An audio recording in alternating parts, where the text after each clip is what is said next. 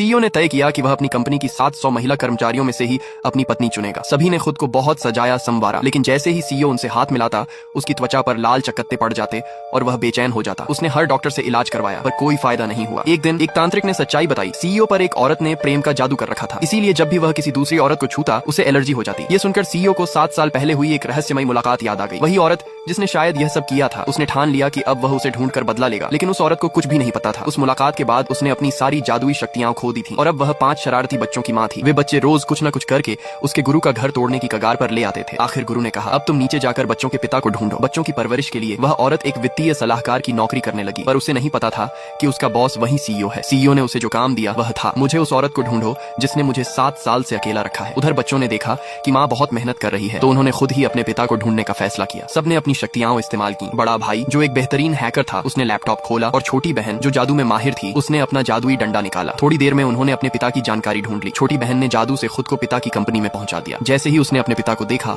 वह दौड़कर उनसे लिपट गई। सीईओ को उसकी बातों पर भरोसा नहीं हुआ, इसलिए वह उसे ऑफिस ले गया और असिस्टेंट से कहा कि उस फाइनेंशियल कंसल्टेंट को बुलाओ। जैसे ही वह महिला अंदर आने वाली थी एक चालाक औरत ने उसे धक्का देकर किनारे कर दिया। वह वही लड़की थी जिसे सीईओ के दादाजी ने उसके लिए ब्लाइंड डेट पर चुना था, लेकिन सीईओ ने उसे कभी स्वीकार नहीं किया था। हंगामे में असली महिला ने अपनी बेटी को देखा और मुसीबत से बचने के लिए जल्दी से उसे वहां से ले गई। जब सीईओ ने ब्लाइंड डेट को रवाना किया तो उसने देखा कि छोटी लड़की गायब है। सच्चाई जानने के लिए उसने लड़की के बालों का डीएनए टेस्ट करवाया। रिपोर्ट में आया कि उनके बीच 99% का जेनेटिक मेल है।